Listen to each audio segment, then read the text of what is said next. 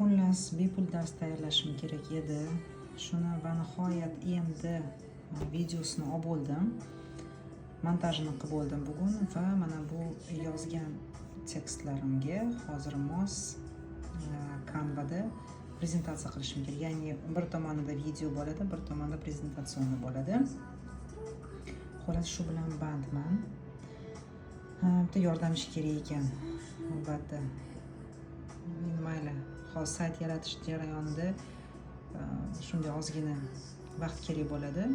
Ya'ni keyingi videom mana shu videoni qilib bo'lgandan keyin keyingi videom o'zingiz laminatsiyani uy sharoitida qilish, keyin o'zingiz qosh tiklash mutaxassisi bo'lish, ya'ni perisadka bo'lgan bo'lsa perisadkadan keyin qanday parvarish bor, siyrak qoshlarga qanday qoshni o'zini tiklasa bo'ladi, betartib qoshlar qandoq o'zini qoshini tiklasa bo'ladi, hattoki erkak qoshlarini qandoq qilib o'zlari to'g'rilasa bo'ladi.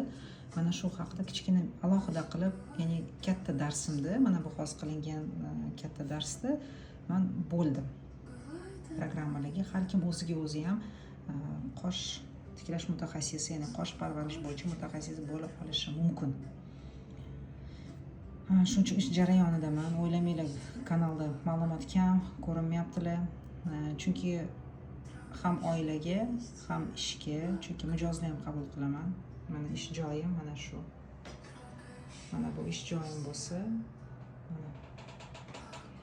mana bu ya'ni tvorческий deymiz, ijod joyim. Mana o'tirib vaqtimga qarab bo'laman va mana shu ishlarni amalga oshiraman. Sog' bo'linglar, men doim shu yerdaman. Nimaiki savollar bo'lsa, barchasiga javob berishga harakat qilaman.